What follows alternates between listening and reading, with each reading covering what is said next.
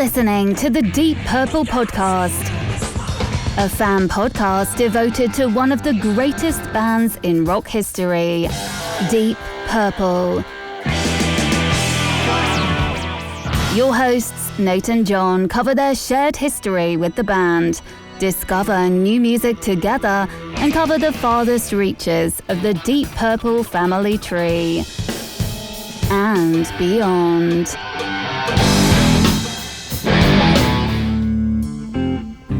Here's Nate and John now. Welcome to the Deep Purple Podcast, a fan podcast devoted to one of the greatest bands in rock history, Deep Purple. Today's episode is episode number 314, Ian Gillan Toolbox, Part 2. And coming to you from the suburbs of Chicago, where it's freezing again, I'm your host, Nathan Beaudry. And coming to you from the suburbs of Providence, I'm your co-host, John Dewdrop Matola. And coming to you from the outskirts of John Matola, I am Rich, not a morning person, Shaler. That's for sure. We've heard about it already. But he's here anyway. The dedication to finish up the review of this album is just unfathomable. Yeah, well, the excitement got me out of bed, and, you know. That or you had to pee. Yeah, it might have been that too. Hey, right, I was smart though. Right into the shower. No screwing around, looking at the phone, nothing. Just right into the shower. Unbelievable. There we go. That's how you do it, folks. It's dedication. So, John, are you like a morning dewdrop because it's so early? Well, just a little tribute to the morning dewdrops that you find in the month of April, which will be in by the time this is out. I just find frozen blades of grass because it was like 80 degrees yesterday, and then like all this wind came in, and the tornado warnings and things were going crazy, and then we left the windows open because it was borderline hot yesterday, and then we left the windows open and woke up to ice skating across my floor this morning. Yeah, it's very like I heard something. It was yesterday or the day before. I think it was the weather between where Rich and I in New York is like is like it's like 80 degrees there, but it's like 40 degrees here. Yeah. So if you were to drive from like here to New York, you would be losing, or New York to here, you'd be losing like a degree every 4 miles or some statistic like that. It was like, it's bizarre to think that someplace that close is so much warmer than it is here right now. But the news also drew the line of severe weather at New York, so I'll bypass the 80 degrees for the severe weather. Line of severe weather. Yeah. Thankfully, we didn't end up getting any tornadoes. It was just, actually, it was a watch, not a warning, but all day it was on. And then they took it off briefly and the sun was out and we're like, oh, cool. And we walked the dog. By the time we were done walking the dog, the sky was pitch black and the tornado watch was back on. I was like, that was nice while it lasted. Walking the dog. But here we are, folks, back at you with part 2 of the Ian Gillan Toolbox review. Before we get into it, we of course have to do a little housekeeping, as they say. I'm on a Zoom meeting, so I got to talk in business terms. Do a little housekeeping. We'll go through our agenda, but first we have to talk to you about our show, and that our show is 100% listener supported and ad free. So if you receive some value from our show, consider giving us some value back, and you can do that by becoming a patron on Patreon or on PayPal. For as little as $1 a month, help support the show, help keep us in good things. There's other ways to support the show too, but that's probably the main one. When you become a patron, you get access to our patrons-only Discord channel. You get access to our ratings spreadsheet. You get to join us on live streams and submit rankings for our rankings episodes. The nearest one, I should say, is coming up is Machine Head, where we need our rankings by May 5th. So patrons, get on it. Get those rankings filled out. We've already got quite a few people in the spreadsheet, but we're going to make sure everyone gets a chance to vote. And before we move forward, May 5th, huh? Cinco de Mayo. Oh, Cinco de Machine Head. Oh, we're going to have to do something. Well, that's just the due date. We're not actually recording on that, so there's nothing really to do. Just remember, Machine Head, ole. That's right. If we did record that day, we could have Purple Chickie as a guest, because that's our traditional hangout together day, John and I. And I'm sure there's nothing she'd rather do than Well, you give her enough margaritas, she's not going to care.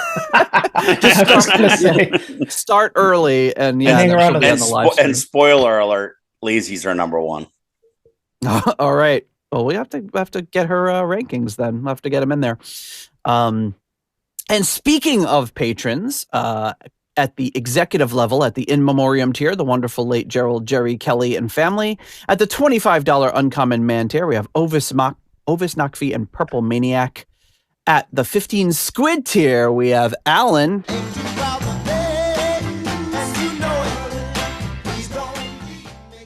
At the $10 good doctor tier, we have Dr. Mike Catan. At the turn it up to $11 tier, Clay Wambacher, Frank Thielgard, Mortensen, Mikkel Steen, Will Porter, PhDPP, and Michael, don't call him Bradford Bagford. At the $10 someone came tier, Ryan M., Jeff Bryce, Victor Campos, Better Call Saul Evans.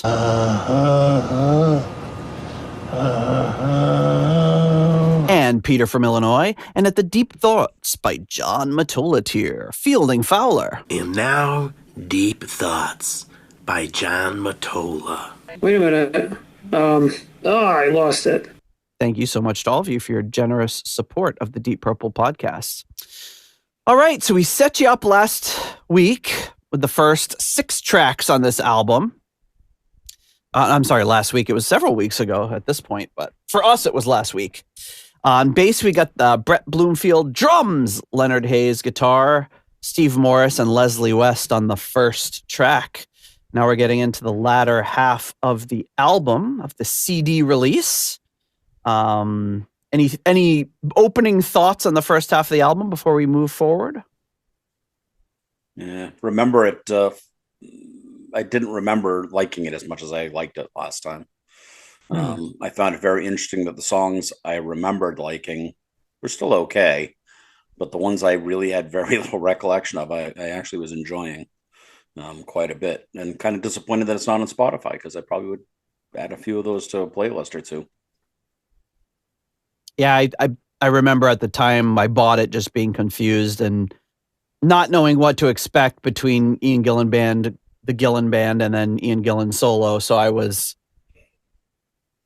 also kind of pleasantly surprised by this album. And that's just through my own ignorance when I bought it, not being... it was just harder to get information back then about what the heck the timelines were and everything. I could have, I'm sure, pulled up the Highway Star and gotten the full rundown, but just thinking that this would, hoping it would be more like Clear Turbulence. And if you're expecting that, this album's a little different, except for the Dirty Dog thing that we talked about last episode. It doesn't harken back to that album very much. Right. John, any thoughts from you?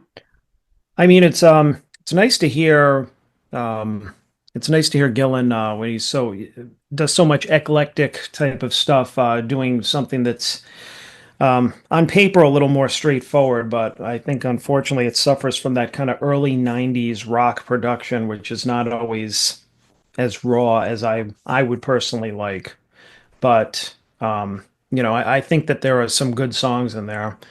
I haven't, since the last episode, gone to seek out any of the live versions, but after Rich had said that, or one or both of you guys had mentioned live versions of these songs in the last episode, it would be interesting to hear those, and how they translated. Probably a little better than on the album, but I'm not a fan of that kind of early 90s production. It's kind of too sterile.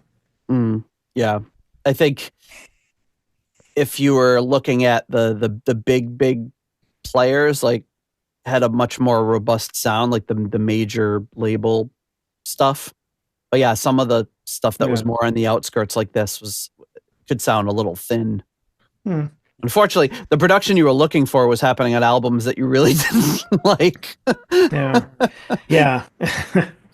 Right. But you know what? Before we move on, there's one last order of business to do, and that is the postcards from the edge of Connecticut. And I'm glad that we have Rich on for this one, because there's been a bit of a mystery that's happened in previous episodes with our friend Ralphie, and it looks like it's coming to a stunning conclusion this week. At least I assume it's a conclusion, because this is part 7 of these mysterious postcards from Nashville. And this one says Aloha concert. It's got Elvis and his traditional rhinestones. Postmarked from Nashville. This one just came in, but it was postmarked a few weeks ago. And it's from our friend Ralphie, who we've gotten 6 other postcards from in Nashville. And this one says, Dear Nate, episode 7 was really great. Did Deep Purple have an Aloha concert? Audio, Ralphie. So, I don't know, Rich. Look at the tie-in to the Aloha. The tie-in to the Aloha with the John shirt. John just got a shirt from Hawaii that said Aloha on it, predictably. So, with a giant chicken on bird. With a giant chicken. A hen, if you will. So I mean, the only person I know that's been in Nashville recently is on this call with us. So I was wondering if you could shed any light on the mysterious Ralphie. I mean, there is Ralphie Wiggum. I mean, that's true. There's Ralphie Wiggum. There's Ralphie from Christmas Story. True. So that rules out Pete Gardeau because he's never seen it. Good point. Actually, can't help you. Can't help me? Can't help you. No, honestly, not me. It really isn't me. Really? Yeah, really. No, I mean, I know I was in Nashville and probably about that time, but no. And I was not asked to mail them for somebody either. That sounds suspicious. It does, but I did not do that. I don't know, John. Does the mystery continue on? I mean, I didn't hear all the other ones, so I can't really help you with You'll hear them in upcoming episodes. I think the mystery continues on because Rich's track record of making me believe things that I would never have believed in is perfect. So it's like this is kind of a softball. Yeah. I have no idea. Maybe, just maybe you'll find out tomorrow. Tomorrow? Yeah. What's tomorrow? Oh, Tuesday. April 1st? Maybe. It is, Yeah, so we isn't got a total of 7 postcards, or is it 8? 2, 3, 4. Yeah, 7 postcards from Ralphie, all from Nashville. No, there might be 8. I do know. Well, they're coming in. They came in very bizarre orders. So it was like, I got the 3rd one first, and then the 4th, and then the 1st, and then so it's jumping all around. So I've put them together in chronological order here. And the mystery continues. Ralphie.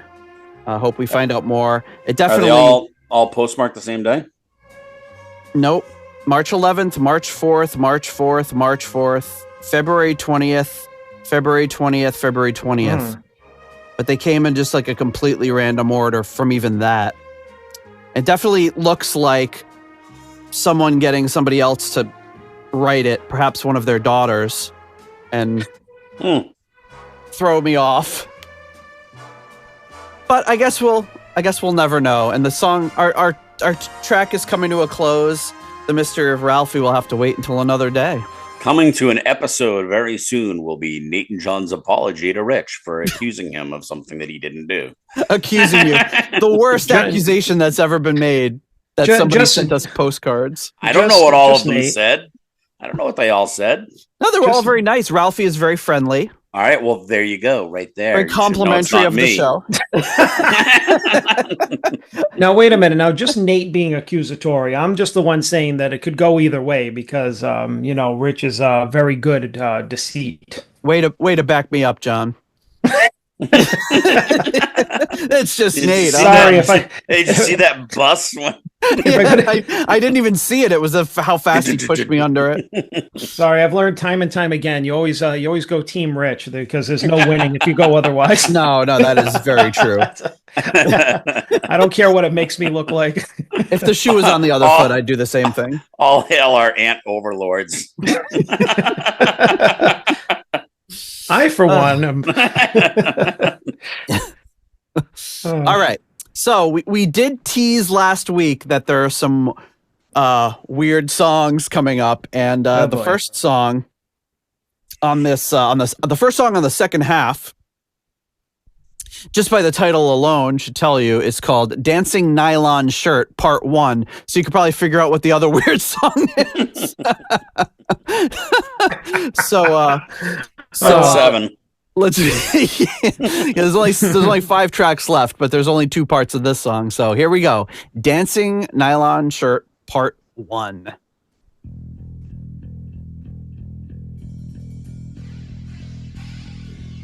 A nice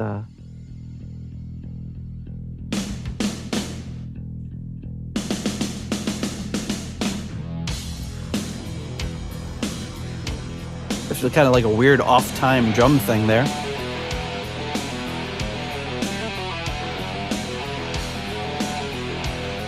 Wow. Pretty cool.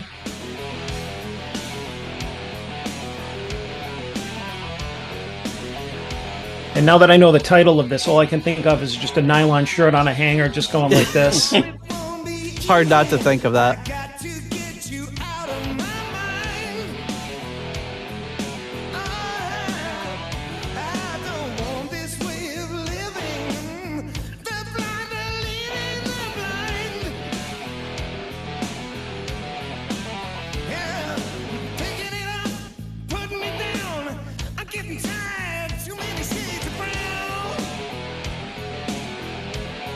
Pretty cool riff. That's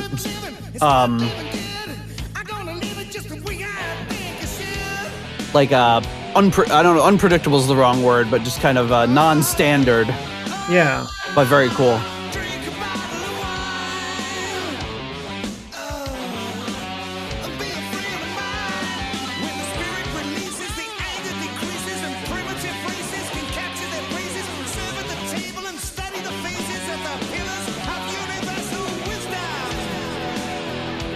There we go.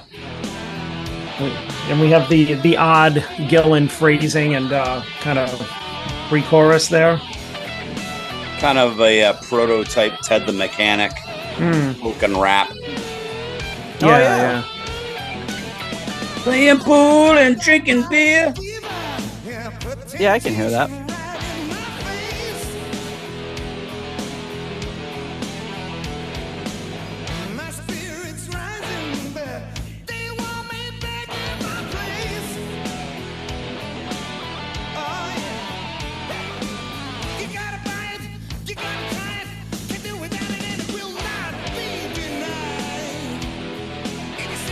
Yeah, it's too bad they didn't have a better drum sound, huh?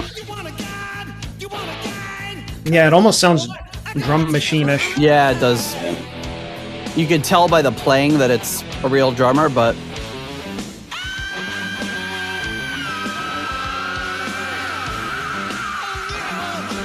nice.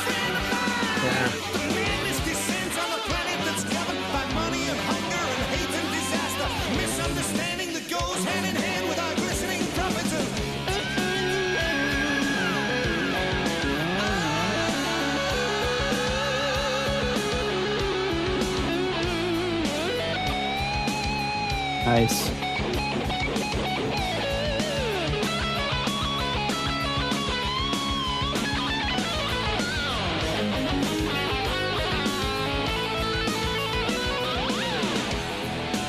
And Steve Morris, every time we listen to a Steve Morris album, it's just can't say enough good things about him. I was going to say, now that we mentioned what happened? Song just ended. Oh. I thought I was like, wait a minute, what? It's like when you're yelling in the club. No, I was saying to get me another drink. Oh. Yeah. Oops. Catch it right between songs. George Carlin. And I was saying I wanted to get my bald hair laminated. Whatever. I'm gonna whatever that was. Do you remember that? No. No, he said no, there was one of those. He's like, you ever talking really loud and then the music stops? He goes, Yeah, I know. I said I'm going to get my testicles laminated. There's a George Carlin look. Laminated. What does that even mean? Who even knows what that guy was talking about? But yeah, funny enough, I remember what I was gonna say was speaking of Ted the Mechanic, which is Steve Morse, not Steve Morris, the tone on the guitar solo, at least at the beginning, did remind me of a Steve Morse solo around like the perpendicular era. So it was kind of interesting that we made that comparison or to that. And you can paint me slightly relieved because when you were like, and speaking of that, I thought you were going to be like, or funny enough, I had my ball hair laminated. Just the other day. Here, take a look. Banned on every platform. Well, you never know. You never know with YouTube. Yeah, right. I'm waiting there's no sock. You're good. I did put the sock picture in the last thumbnail, so that might get banned. But so far, it's up on YouTube. So this is one of the 2 songs that he mentions on the Caramba Wordography website. So he says, one of the first ads on British TV was for Railbrook Poplin, the shirt you don't iron. And the picture was of a row of freshly laundered shirts dancing happily whilst pegged to a washing line.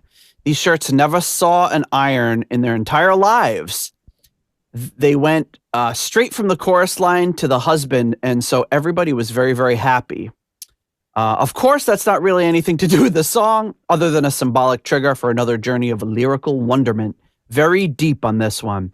And while we were watching this, I did find a commercial for this shirt. So maybe we should, in honor of this fine song, let's pick it up. So let me just find this video file here, and just maybe you'll have the sponsorship. Yes, if they still make this shirt, I might be in for a sponsorship. Sponsored by Railbrook Poplin, the shirt you don't iron. All right, let's digging through a million episode folders or here. You can have what's behind curtain number 3. All right, here's the commercial.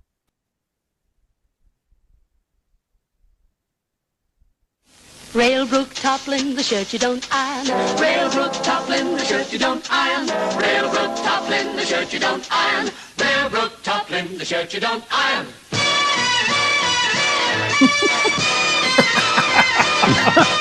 Railbrook Poplin, the shirt you don't iron. Railbrook Poplin, the shirt you don't iron. Railbrook Poplin, the shirt you don't iron. Railbrook Poplin, the shirt you don't iron. Well, they really got the point across on that one. I mean, that was dancing text as well. It was more 5. That's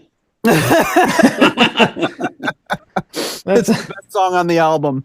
I just have one question. Do you have to iron this shirt? I'm just not sure. I can't believe he's never done a cover. Maybe he has. It seems like it would have worked on Turning to Crime. It's going to come out on the special edition bonus track. It's the Japanese bonus track. All right, Dancing Nylon Shirt, which I can't even remember now after hearing that jingle. What are our ratings for this one? Charlie says, "Love my good and plenty." I'm going to give it a 4. All right. I'll be honest. I clearly have that confused with part 2.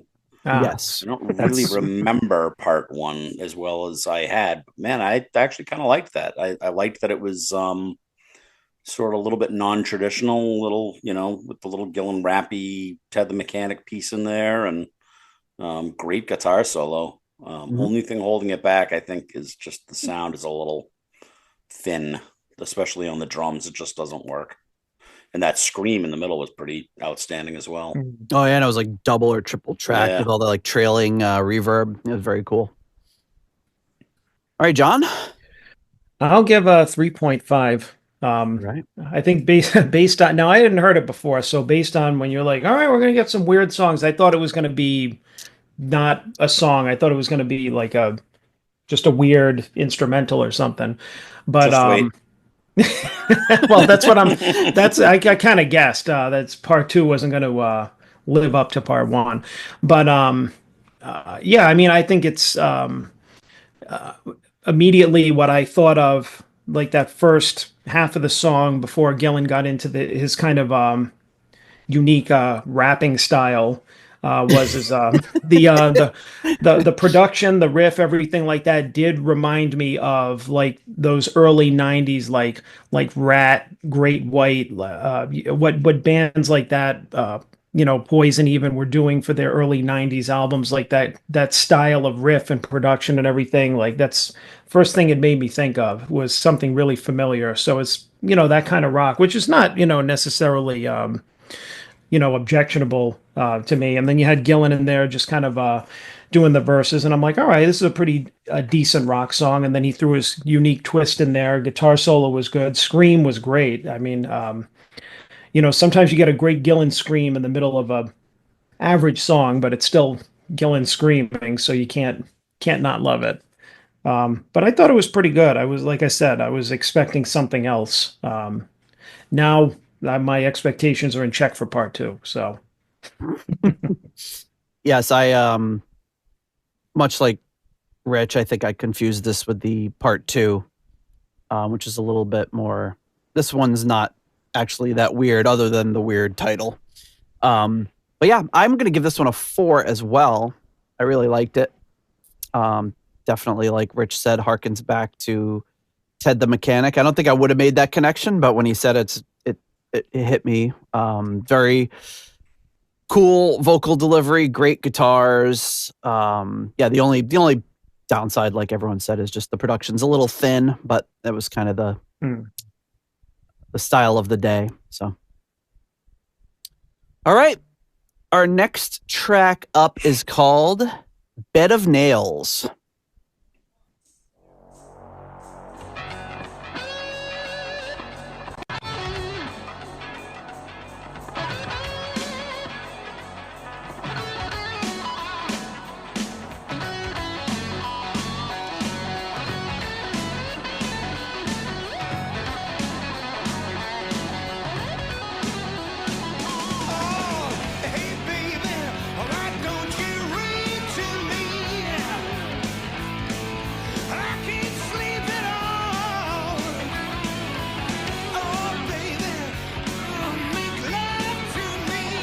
Oh.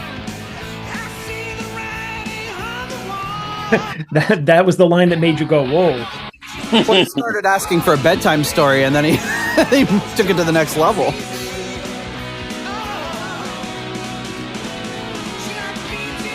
I'm still processing the shades of brown from the last song. You don't need to iron the shirt, but you do need to wash it.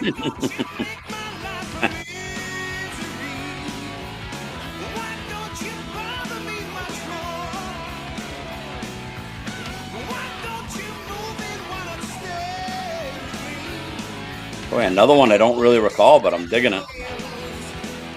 Good stuff.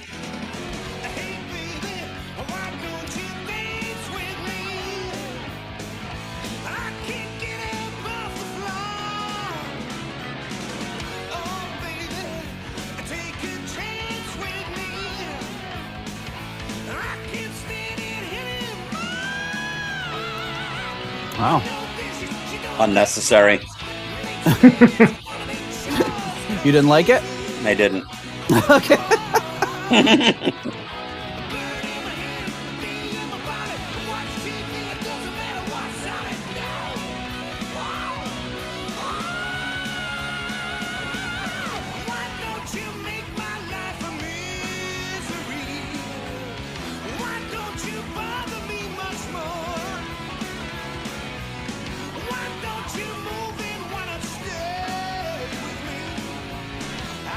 This guitar part has that Sunset Superman type of feel to it again.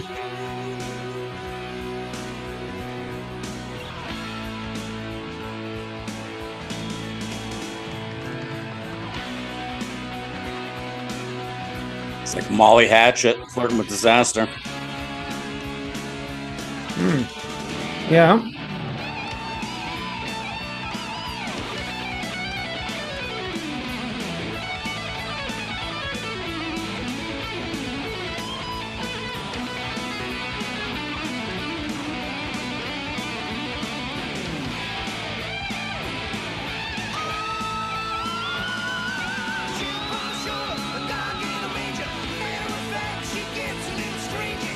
I know we did another album, or maybe a couple of albums, Nate, where like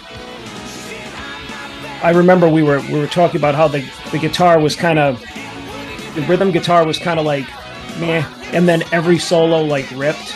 Yeah. And it might have been from around this time too. I can't remember what album it was. Yeah, I remember what you're talking about, but I can't remember either.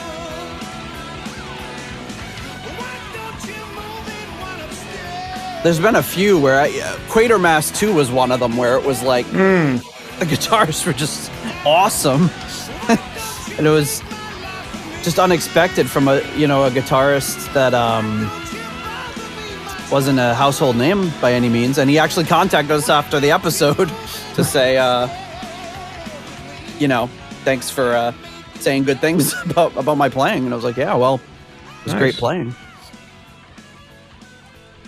But yeah, this is like another. It's an odd fade out. It seems like there's still a song to go.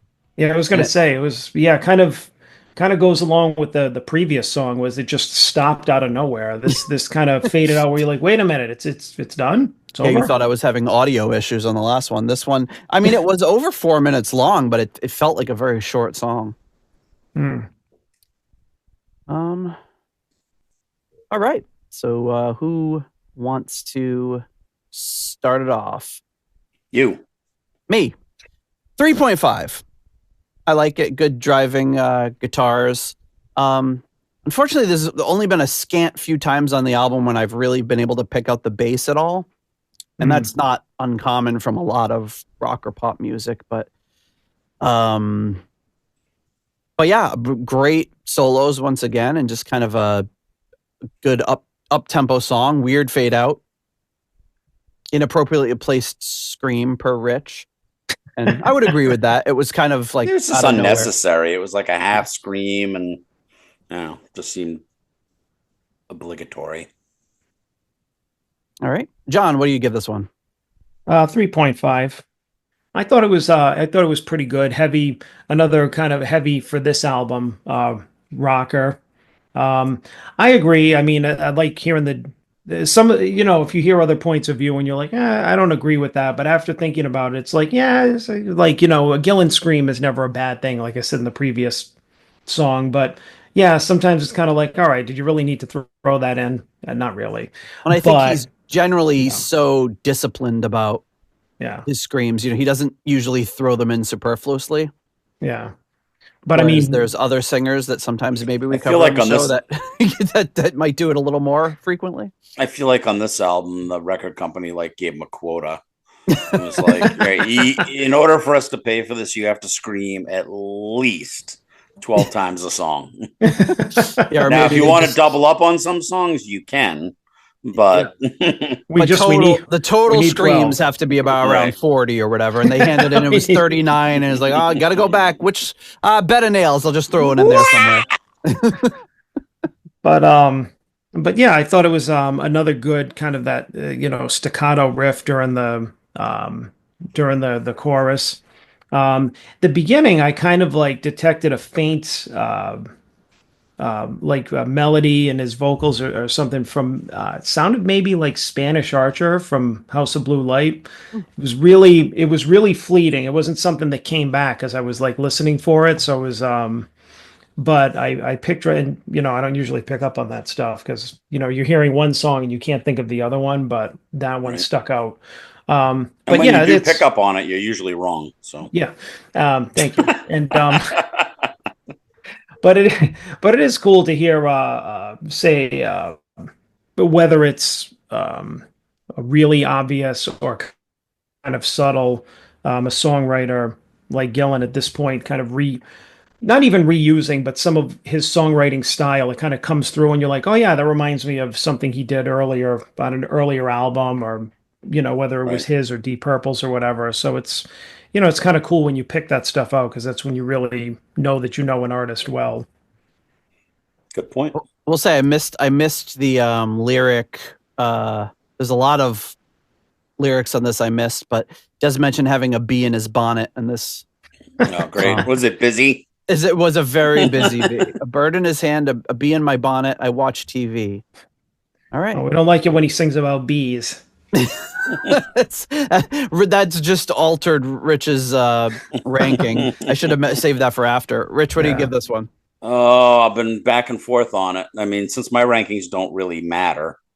Of course they do. No, they don't. No, people only care about your guys' rankings. I'm going to give it a. I mean, it's nice when you have a guest, but let's face it, the rankings don't really matter. I'm going to give rankings don't matter either. True. I was going to give it a 4, so I'm going to give it a 4. I was leaning towards 3.5. Then I was kind of up to 4. Then I was back down. But I think I like the boogie woogie kind of feel to it. It has that, like I said, that Molly Hatchet Flirt with Disaster, that kind of feel to it. Yeah, that was a good call. Which I always like. I always like songs like that, like Moonshine on the last one, Naked Thunder. I just like that feel of a song. So I'm going to give it a 4. Awesome.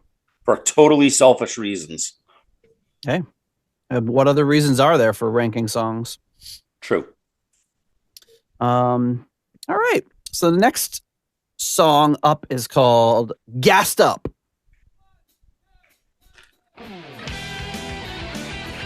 Ooh, Iron Maiden. This is the second song in a row that's had a count in.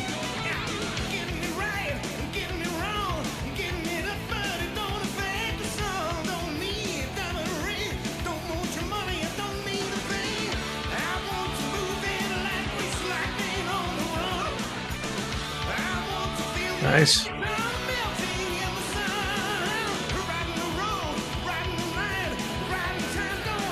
Yeah, this is one of the ones that a couple of great live versions of this out there. Yeah, I could hear this as a good live tune.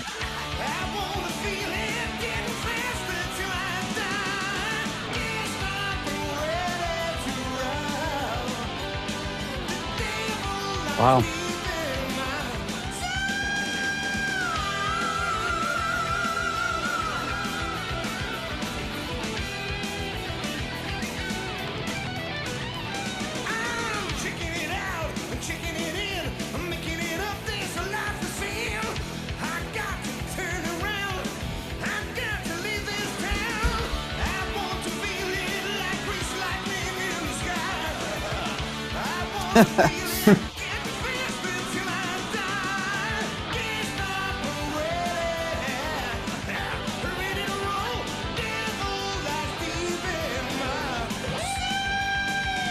Whoa. That was a cool right into the guitar. Yeah.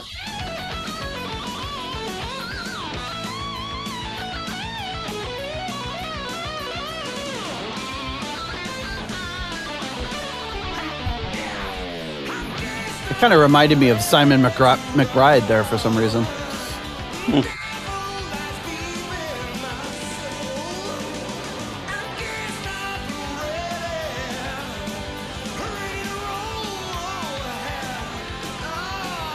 Would have been, what, about 12 then?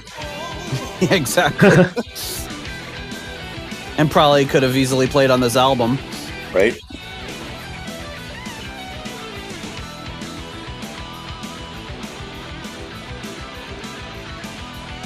Man, this song doesn't let up for a second. No, it's good. It's good, like, good momentum.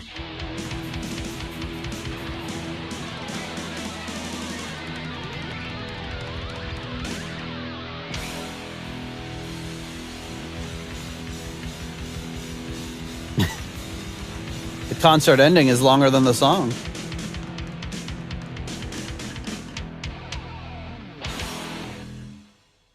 Oh, I heard the bass there. Right at the very end.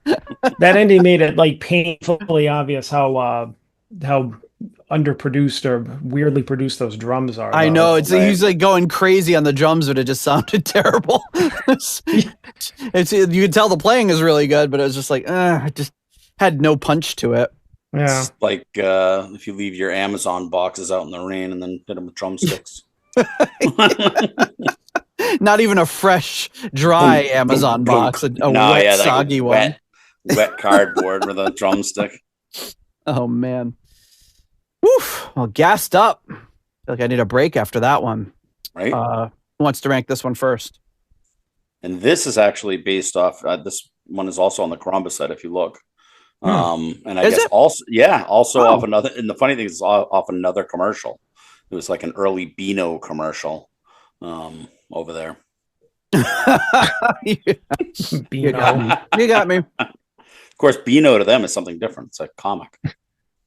Yeah. What is Is there an English version of Beano?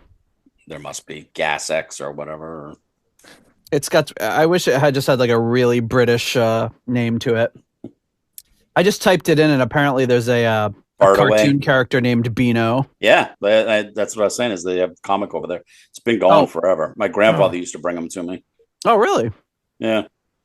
So what's the UK equivalent of a pill you take so that beans don't make you fart? Got me. I'm asking Ari. The best part is I'm going to get all these responses in like 3 weeks, and I'm like, why is everyone sending me the links? Yes, listeners. British gas control medicine. British listeners, let us know. Did I forget to edit out John's burps again? I need Burpex. I gotta say, Beano does work really well. You take 2 of those before, you're having a big, if you're having a Mexican meal with the refried beans and everything, and oh man, great stuff. But you have to have foresight and planning, or else. Oh, come on, less artsy, more fartsy. All right, sunk to a new low. A new low. I don't know. We've probably been way lower than that. I'm sure, but I don't know. Toilet humor, I think, is the lowest. It's pretty bad, yeah. Humor, yeah. But apologies, everybody. It's early for us. All right. Who's going first? I haven't gone first. You go first. So I'll go first. All right. So what was this? Gassed Up. I love the title. I think it's a cool title. I will. I'll give Gassed Up a 4. I thought it was. I thought it was a really. First of all, I think it's funny. Anytime that you hear a kind of a dual melodic guitar intro, you're just like, "Ooh, Iron Maiden." But I mean, it's kind of true. But it does. It just it's their trademark, Yeah, but I like that they were doing this like harmony, but it was like more of a major style harmony and not like a something dark sounding.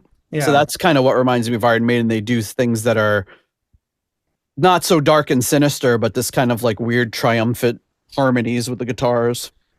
It's it's a really good driving song. I can hear the potential in it for it to be a really good live track, but I think that I could recognize a great song. And the solo,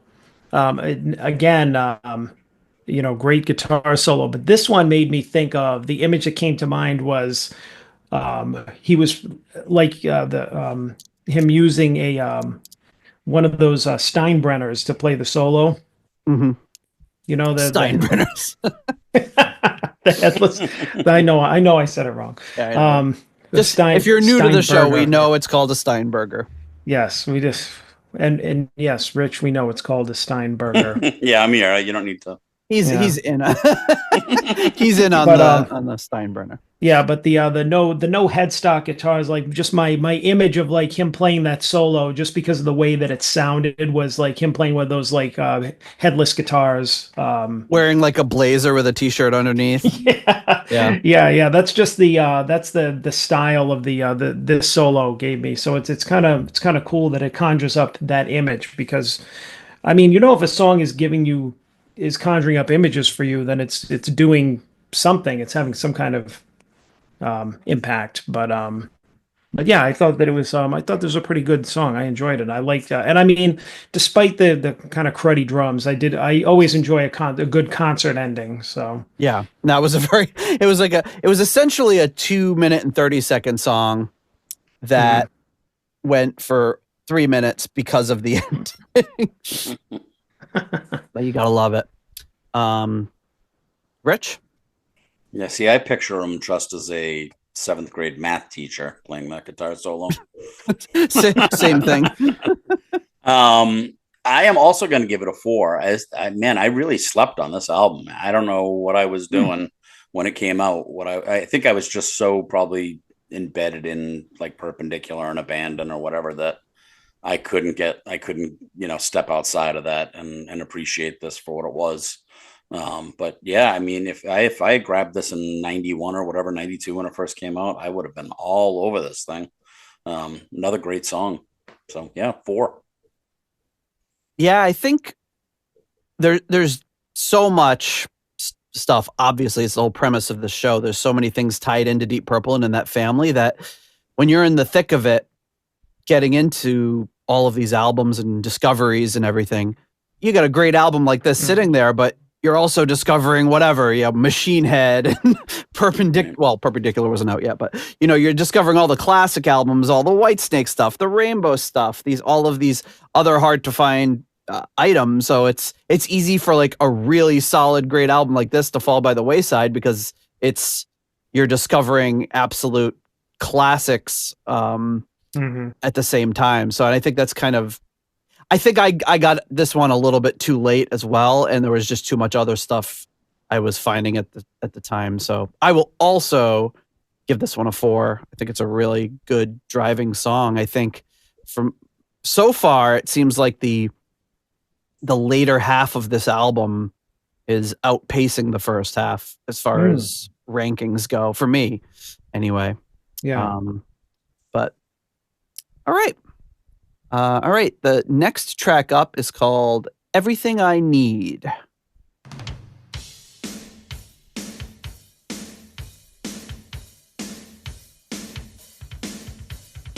Ooh, nice single bass work there.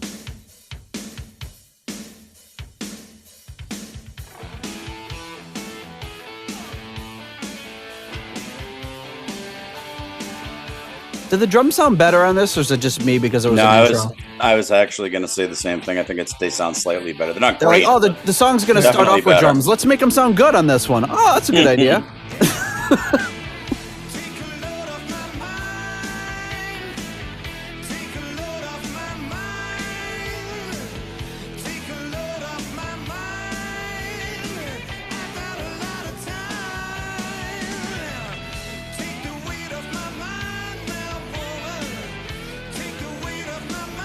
Guitar, when it came in, when it was just the guitar doing the riff and the drums, sounded like a very Satriani type of riff. Oh, yeah.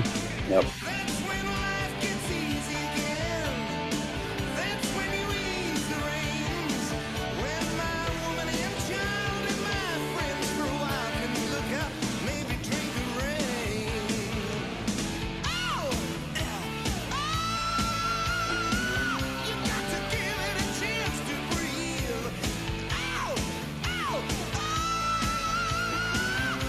This is incorporating the recurring scream into the chorus. Yeah. I'm going to have to go back and count all the screams on this album. Yeah, we need a scream count. It would be great if we could have it on the video for the episode, just ticking up with everyone. That sounds like a lot of work for you, Nate. It sure does. That's why it's not going to happen.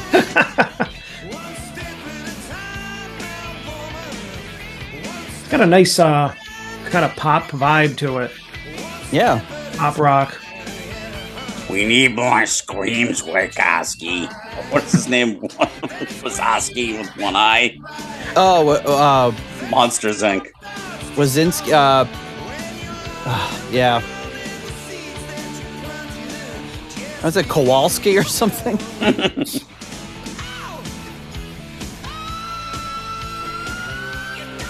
Yeah, Wazowski, you're right. Wazowski.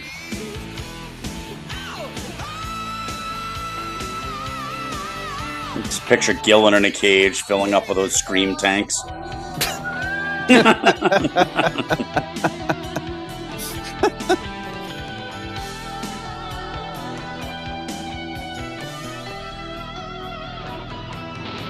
Oh, sounded like it was trailing off for a second there.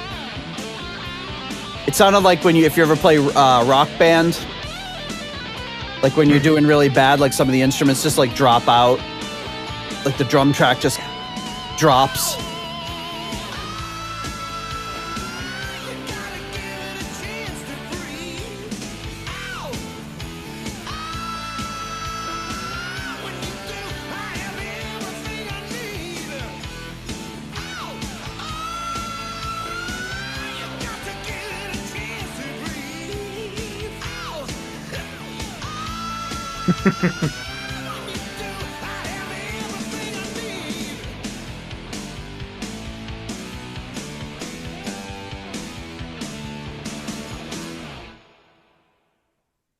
Nice.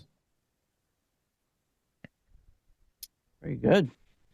Is Steve Morris still putting out stuff? I didn't know he did anything other than what he did with Gillan. So I think he had some other little a band before that or something. But I just Googled Steve Morris guitarist, and the first thing that comes off is Stephen Morris drummer. Oh, Thanks. I thought I was going to say, did you mean Steve Morris? I feel like Gillan spent too much time calling Steve Morse Steve Morris. Okay. What do we think of Everything I Need? Who's going first? Oh, I'll go. All right. I was at a 3, but I think that solo bumped it up to a 3.5. But right. I will say I'm getting a little, which I never thought I would say in a million years, but a little scream fatigued from Gillan. I think it's being overused, so it loses some of its effect. Some of them are great. I mean, actually, in that one, it was pretty good. I like that he worked it into the chorus, so it's actually a part of the song. But I don't know. It just feels a little obligatory. Like I can, so I'm going to. Mm-hmm. Yeah, like I'm Gillan. This is what I do. Right. This is what I'm famous for. I can still do it. Hey, more power. 40 years old and I can kick, and I care 50 years old and I can kick, and I can kick. I kick. I can scream, and I can scream. Oh, unfortunately, he boxed himself in, because it's like if you were telling him today, hey, why don't you sing that song? You'd be like, I can't do that. Yeah, he's not going to be performing a lot of the songs on this album live. No. Just feel like on one of those giant screams, his vocal cords are just going to pop out of his mouth and onto the floor, flopping around like a cartoon. All right, John, what do you think? I'll give this one a 4. I liked it. I liked it more as it went on. I kind of like that. Like I said, that kind of Satriani vibe, Van Halen type of guitar line that he was doing through the chorus that he started out the song with. And the more it went on, the more I actually didn't mind the way that Gillan was utilizing his screams or his high register, in that chorus. Hey, he could still do it. And I mean, on this song, I think it worked. Through repetition, you kind of got used to it. You're like, yeah, okay, I can see how that could work. I mean, he could have not done it; it would have been fine. Right. But overall, I think the song had a really kind of good, kind of poppy feel to it, which I liked. It was kind of like a cool pop rock type of song. I will give it a 3.5. I liked it as well, and I really loved the guitar with the like that little thing he was doing. It's a very non-traditional sort of rhythm guitar, and that's a good call, kind of harkening back to Satriani or Van Halen. It did, when you mentioned that, it made me think of that Squares album by Satriani, very early Satriani thing, where it was they did a lot of things like that. It was really a power trio, and given in this one, there's no rhythm guitar, although there's some overdubbed stuff, and there's no keys on this album at all. So he does have to work a little harder on those rhythms and making them interesting. So, and did a great job on this whole album. So I like it. I like it. I like it. I like it a lot. I like it. I looked up while we were talking about that. I looked up really quick Morris as well, and it looks like this is what he was pretty much well known for, or best known for. But I also found that he, the I guess the most famous, I'd never heard of him before, the other project that he's been associated with is the band Heartland. Okay, anybody heard of that? Nope. I think we probably talked about it on a previous Morris. Yeah, he's been associated with various projects, including the AOR band Heartland. So, I mean, it doesn't sound like he did too much other, I guess, higher profile stuff outside of working with Gillan. Mm-hmm. But, I guess more of the behind the scenes, or maybe a session type of guy. Yeah, I think if you go down a little bit further, he's also the advisor to the jazz band at the middle school that he teaches at. He does. He does look like a teacher. It's the mustache, you know. It's the teacher that wants to be cool, though. Yeah, it makes me think of that story about. Pretty cool. That's true. It makes me think about that story. The current drummer in Boston, the band Boston, yep, is a high school teacher up in like New Hampshire. Really? Yeah, and they only tour in the summer. Boston only tours in the summer, so he goes out on tour with them all summer. And it's like, but then they like show him teaching in the classroom. You know, like the whole classroom is just they have no idea like about this guy, and like that jerk gave us homework. Meanwhile, he's out playing massive concerts. And I think that's the closest thing you can have in reality to like a superhero with a secret identity, right? You know, like. This is a mild-mannered teacher 9 months of the year, and then awesome rock star. He takes his hair out of the ponytail and yeah, he's just the weird ponytail teacher guy, but he's actually a badass rock star. So he doesn't like do Sib cosplay when he's touring. I don't think he has the fro. No, he can't frizz it all up like that. All right, so now it's the moment you've been waiting for, folks. Part 2 of the dancing nylon shirt to close us out. Part 2.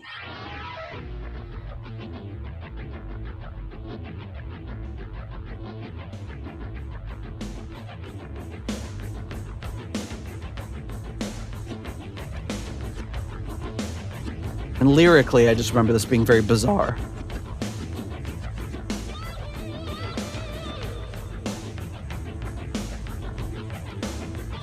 As well as musically, obviously.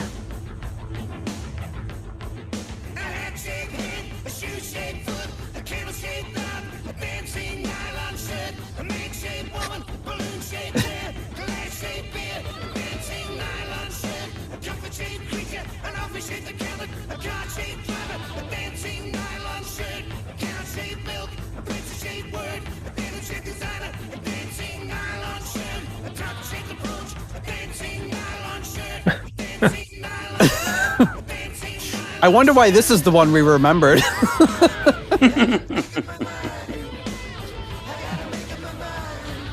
This is the one of the outtakes from Born Again. Yeah. It does have a kind of a weird darkness to it, despite being ridiculous.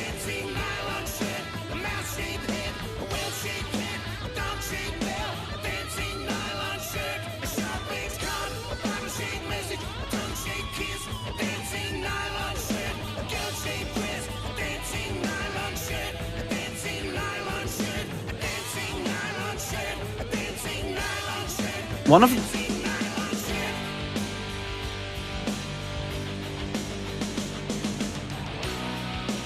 when does he say part 2? Head. That's weird. I'm waiting for him to say part 2.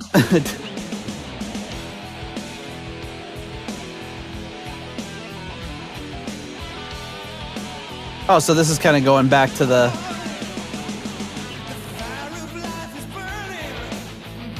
So now it's become a classic reprise. Okay. With the weirdest intro imaginable. Yeah. Honestly, I was expecting something a lot weirder. I think if you play this for somebody that didn't know Gillan, it would be weirder. Perhaps.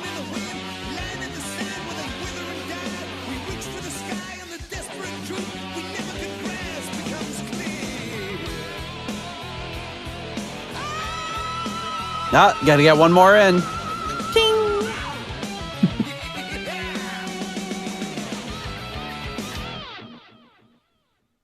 This is another one of your weird songs, man. There you go. Dancing Nylon Shirt Part 2. It's very nice. I don't know, the beginning part of it with the... I mean, if you're actually reading along with the lyrics, it's Very bizarre. Hmm. You know, a month-shaped head. That's really weird. A well-shaped cat, a dong-shaped bell. Dong. Where's your mind at? Ding dong. Yeah, and it's weird how it seems like weirdly out of time because he just keeps tucking in all these dancing nylon shirt things. But anyway, turn this off. All right, what is our final rankings for Dancing Nylon Shirt Part 2? I believe it's your turn, Nate. All right, I kind of like it. I'm gonna go with a 3.5. I think it's kind of like fun. It's one of those things where you're wondering, is this the whole song just going to be like bop bop bop bop bop bop bop? But it does break. Nylon shirt. It sounds very robotic, but it breaks free of that, and then it actually brings in the music from the original, the first part, I should say. So yeah, I'll give it a 3.5. Rich, what do you think? A 3.0, a 3.0, a 3.0, a 3.0. Yeah, I was. It's not. It's slightly above average just because it's so bizarre. It pushes it above an average, which would be 2.5. So yeah, I'm gonna go 3. I recall going back to it several times when I first got the album because I think it just was so out there that I was like, I got to hear that again. And I didn't even remember going back to the other part of the song, but. No, I mean, I didn't remember the first part or it going back to the first part. I just remembered the bop, bop, bop, bop, bop. Exactly. Just all these weird random things. And I do like when the song first comes in, that he's right. It did have that Born Again feel. Yeah. So yes, that's my ranking, and I stick to it. All right, John. 3.5 for this one. I think that I think I agree with you guys. I think it's fun. I think it's not as I guess it's not as weird as I thought it would be. Like sometimes there's some Gillan stuff that can be really out there and you're like, all right, this is like doesn't make any sense. But this makes sense for Gillan, and it's actually kind of heavy, kind of melodic. I mean, the beginning kind of calls back to the vocals and the heaviness that he did for kind of like Disturbing the Priest type of thing. So it's very Gillan, and I like how it goes back. It calls back to the first part of the song. I thought it was, the way you guys were talking about it was gonna kind of be some kind of just weird mess, I don't know, like of sounds, or him just kind of going or something like that. But no, I thought it was I was surprisingly good. I enjoyed. All right, well John fumbles with the spreadsheet. I am going to thank our next level of patrons, and that is of course our core level patrons, coming in at the $6.99 new nice price tier. We have Spike's Ghost and Sugar Tea. At the episode $6.66 tier, we have Steve Coldwell. Whoops. Steve. Arthur Smith. Getting support from the patron Arthur Smith. Anton Glaving. Pain in the glaving! And Charles Meadows. At the $6.65 Almost Evil tier, we have Kenny Wymore and Richie Sucksmith. At the 70 Norwegian kroner tier, we have Kai Runa. Yes, I'm Norwegian Olsen.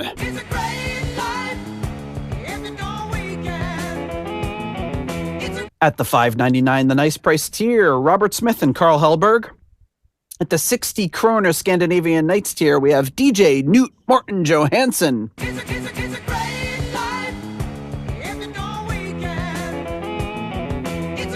At the €5.50 tier, we have Merlin Rota. At the $5 moneylender tier, John Convery, German Heindel, Adrian Hernandez, Jesper Alman, Alexei the Perfect Stranger Slepikoff, Kev Roberts, Percival Frequency, Scott Zern, Cynthia Doobie, Raf Calf. My Czechoslovakian is not so good. Coyote Bongwater. John Maselli.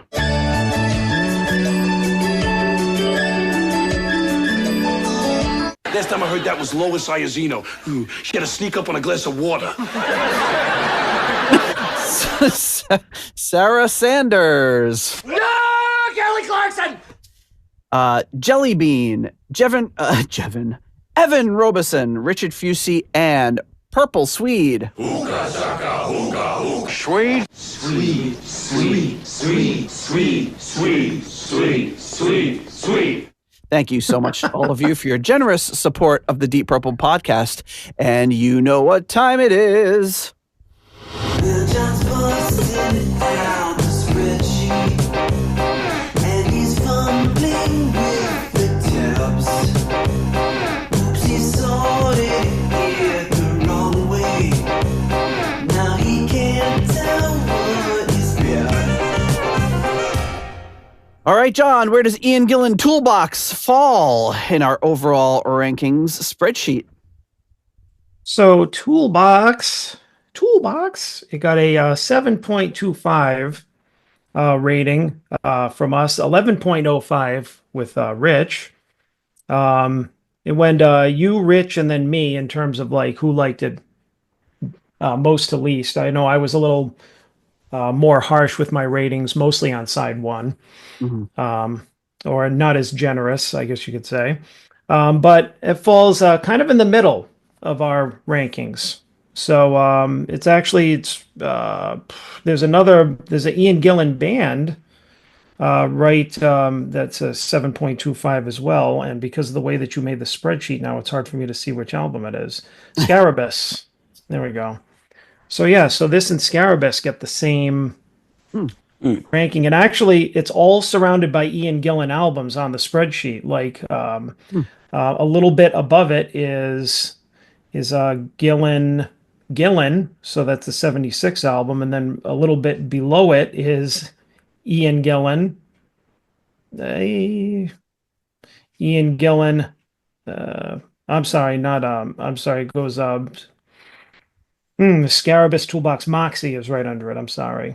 But yeah, there's a lot of Gillan albums kind of surrounding this part of the spreadsheet with like Gillan like solo stuff. So kind of interesting. So I mean, to me that indicates that like most Gillan stuff on his own is kind of middle of the road. He has some really great stuff, but like the this one and where's Naked Thunder in comparison? Let me see. Naked Thunder. Nate, can you let me see. Look that up because it's harder for me. Oh, it's quite a bit down. It's line Lower? 109 on the spreadsheet. Ah, yes. Okay, so it's a little further down. And that was the. I mean, I'm not surprised because I feel like this one better than Naked Thunder. And let me say, and I'm just looking at our combined ratings, and then and then this falls in the middle of our combo ratings. Yep. With all three guests. Yep. Just maybe just as an FYI, as we always say, not that these mean anything, but not that our guests mean anything. Well, our guests don't mean anything. I mean, come on, the rainbow guy there, Dave gives everything a 5. Can't do that.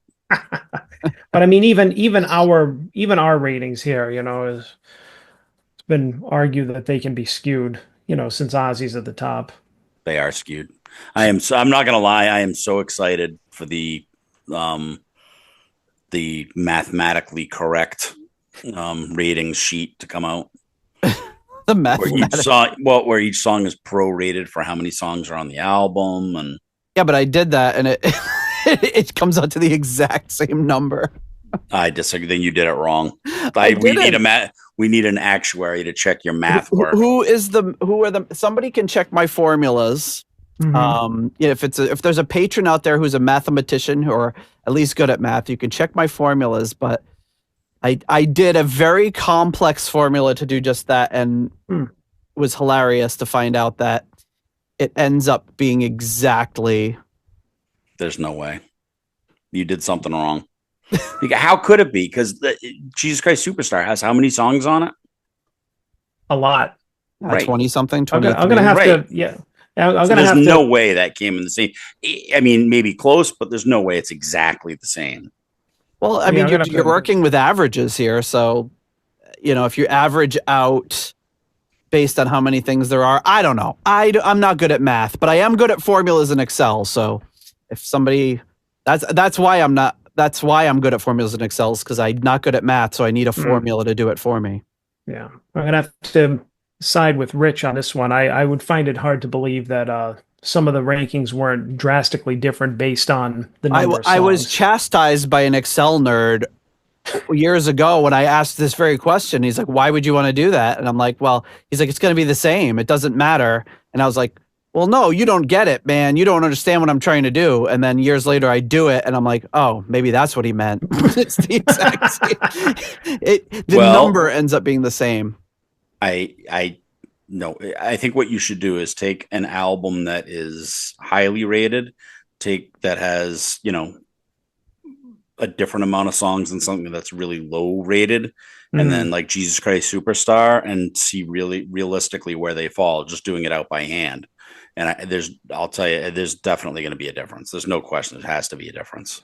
All right. Even on the top albums, there's going to be a difference, because if you're lessening the value of each song, you know what I'm saying? There has to be a constant value for each album, and then each song becomes a different value. All right, we're calling out to all listeners, all patrons, all whoever. If you're like a math/Excel god, put this formula together for us and show us. I'm perfectly willing to believe that I screwed this up, but show us. Show us if something we agree on. This is true. No, I listen, Nate. If of the three of us, I would lean towards you being the most capable in that area, even though you couldn't remember to bring your underwear with you on the trip. But I did. That aside, aside, it was a mix-up, folks. A mix-up. But yeah, it's. Yeah, I don't know. I don't know what the heck the answer is for this, but if there's somebody out there that has a better handle on it, let me know. I don't know enough. I'm not good enough at math to know if this is just like an obvious thing that should be, or if it's something that's done wrong. If we do find it out, it will be an episode. A whole episode clearing this I'll up. be on. That'd be great if we did Rich it without can't Rich. wait. He's chomping at the bit. We're not even going to invite him for that one. We'll invite our new mathematician friend. That's going to be definitely a huge. It's going to be the top episode for us. Oh wow, the Deep Purple podcast guys talking about boring math. I'd just like to hearken back to John's earlier statement at the beginning of the episode. It's always best to go with Team Rich. Wow. For self-preservation when there's ball busting involved. When it comes to math, I don't know. Yeah, because if I end up being right, you'll definitely hear the end of it. Oh yeah, Rich is gonna show up in the next episode with a motorboard hat on and like one of those like little sashes that they wear. Like, well, you see, Nate, for us Mensa members, the Diddy bag will fall into second place. Yeah, you'll get the Diddy bag when you get your honorary doctorate from MIT. There you go. You just added some things for the Diddy bag, a mortarboard. Yeah, an honorary doctorate from Deep Purple University, Deep Purple Podcast. And you can just address it to Ralphie. Yeah, you and Will Porter will be the PhDPP. Oh yeah, Will Porter. If he's a PhD, right? Yeah. Well, is he or is he? I have no idea. Maybe he said, yeah, he's a PhD, but he's not a doctor or something. Or maybe he isn't either. And he was like, I think I might have accidentally called him a doctor. So I gave him an honorary doctorate. Gotcha. So I'll have to have 2 honorary doctorates. All right. Well, folks, speaking of this album, getting back to the album, I should say, a few things. So the album came out October 14th, 1991. It was, where the heck is this?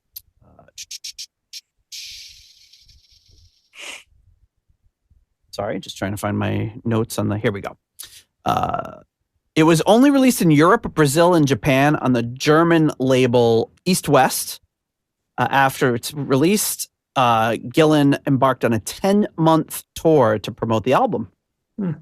From Darker Than Blue, we've got the little review from it here. This is from October 14th, 1991. It says, eagerly awaited, or at least looked forward to with curiosity by many of you, Ian Gillan's new album hit the stores just as we were finishing the magazine. I shall be interested to see how people take to it. Naked Thunder got a better reaction with the DPAS than I'd expected, and I wonder if I'll be the only one feeling a little unsure about this new one. The unease stems from the feeling that they've concentrated too much on one aspect of Ian's style, and in so doing, sacrificed much of what is most of us love about his work, the humor and unpredictability.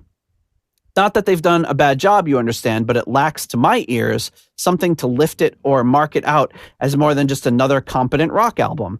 And rock album it certainly is. Forget the often commercial edges with which Naked Thunder abounded and made its lack of success even more disappointing. Here, Ian and the band just go straight down the line from start to finish. That's not to say he doesn't hit you in places. Most of Toolbox is great fun. Life is indeed a box of rocks. But few of the tracks keep it up all the way through. For me, the opening track, Candy Horizon, is the best of the straightforward rock numbers. The tingle factor is supplied by the start of Don't Hold Me Back. You can forgive him anything for the first few moments of this number. It's down to the Beastie Boy Aerosmith influenced dancing nylon shirt to provide what is still for me the album's real highlight, though. Part 1 is good when Ian launches into his Come Here Boy.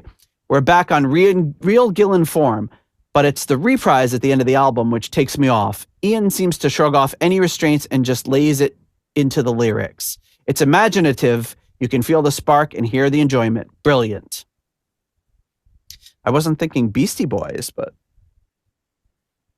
there you go. Oh, that was the only white rap guys they could think of back then.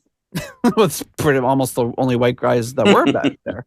Well, I guess by 91 we had a few more. The Collector's Guide to Heavy Metal gives us a 6 out of 10. All Music a 3 out of 5. And there's a review by Jason Anderson. It says, this is from allmusic.com. Ian Gillan's final solo outing before his second comeback with Deep Purple is possibly the singer's most rocking solo collection. Originally a European release, Toolbox finally appeared in North American record stores in 1997. The disc is hampered by its 80s production, complete with faux Van Halen guitar licks and big reverb drum sounds. But Gillan's personality and dynamic performances preserve Toolbox's sharp rock and roll edges. Tracks like Candy Horizon and Don't Hold Me Back have more than their share of questionable lyrics, but Gillan's trademark screams easily overshadow any poetic shortcomings. Nothing can compare to the classic recordings Gillan was involved with in the early 70s. But among his second-tier offerings, Toolbox is definitely one of the best. Then I have 2 books here that basically just give rankings. This one is the Virgin Encyclopedia of Heavy Rock. In the Ian Gillan section, it just lists all of his albums. And since this is not a very recent book, this is one of the last ones. It says albums, Toolbox, 3 stars out of 5. Then we've got this one, which we've mentioned before, The Music Hound Rock Essential Album Guide. Ow! This one has, they give bones instead of stars. Really lame. I think 4 is the maximum number of bones. And Give this that one dog just, a bone. Give a dog a bone. Well, they give Ian Gillan's Toolbox a bone and a half.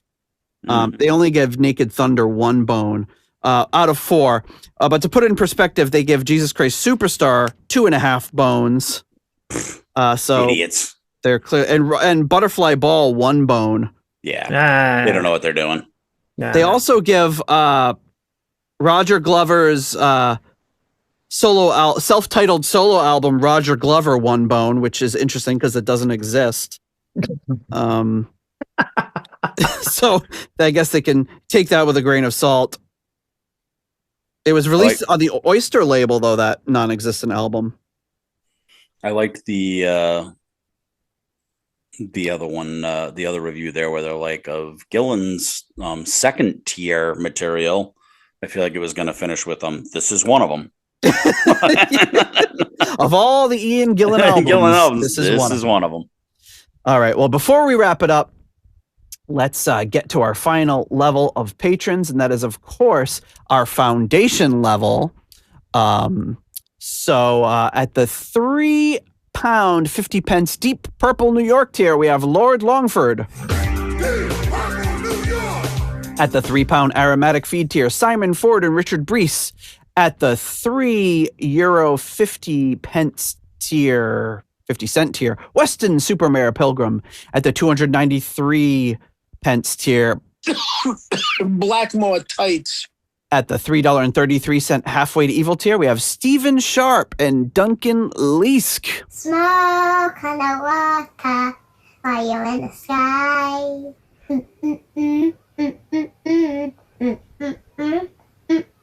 At the $3 Nobody's Perfect tier, Peter Gardeau. Ian DeRosier.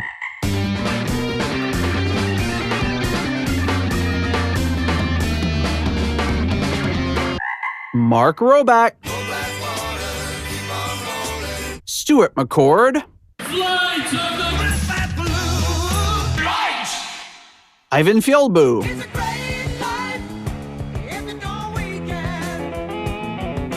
Runar Simonson.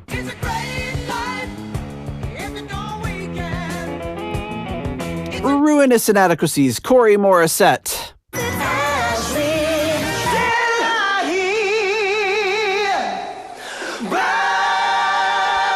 Joe.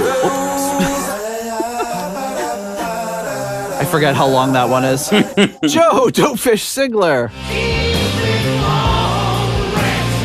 Adam Cork, Tim Wood, and Steve Down to Earth Kohler. At the $1.71 I Want My Own tier, we have Rich Yangui Shaylor. Who the hell is that?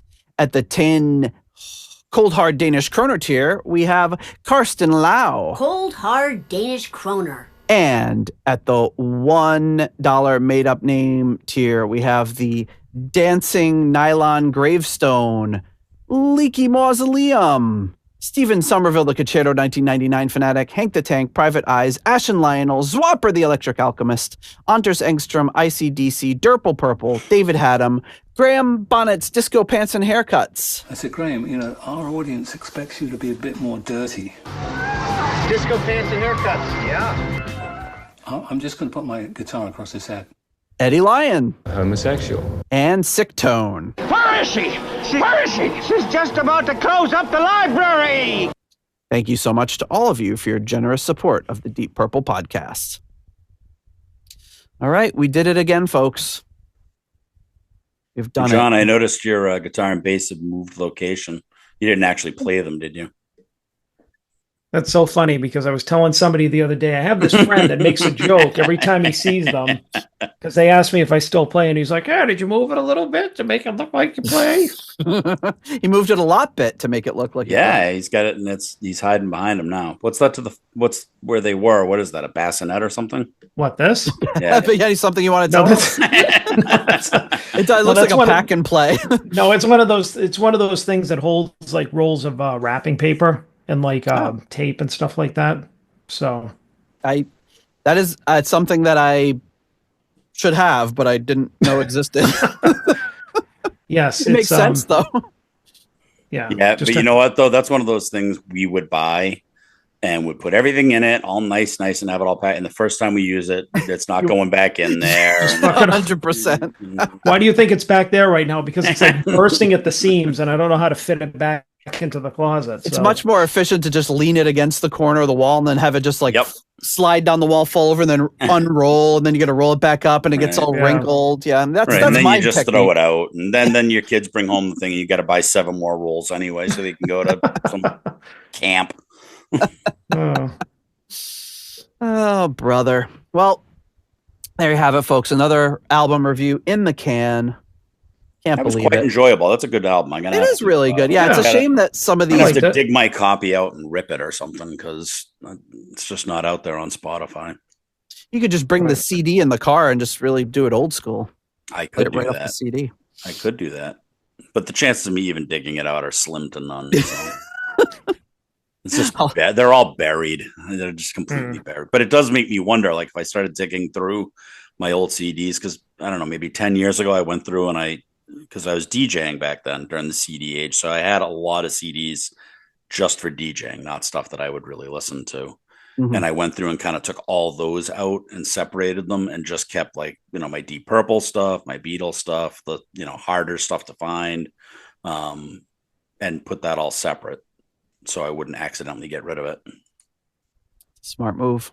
Yeah, I kind of, when we moved to New York, I left all my CDs at my parents' house and just ripped them all into my computer. And then when we moved here, they were like, hey, guess what? Every time they came, they brought like boxes of my crap. So now I have them all again. But I did go through and just kind of, because I had so many CDs that you buy it, you listen to it once, so I just got rid of all that crap. But I made sure to segregate like all my good CDs. Now I have all my Deep Purple stuff behind me here. But all right, folks, well, that is it. We will a shorter episode today. A shorter episode. Well, yeah, still not super short, but that's what happens when you get me early in the morning. Exactly. All right, folks, we'll be back at you again next week. Thanks, guys. See ya. Bye. See ya. If you like the Deep Purple podcast and would like to support the show, please consider joining our Patreon or donating on PayPal. Patrons get full access to the podcast, Discord server, ratings, spreadsheets, and live stream invites. You can also leave us a 5-star review on Apple Podcasts to help new people discover the show. You can follow the show on Blue Sky, Facebook, Instagram, or Threads. You can also check out the website at deeppurplepodcast.com for show notes and more. Contact us via email at John or Nate at deeppurplepodcast.com. Thanks for listening.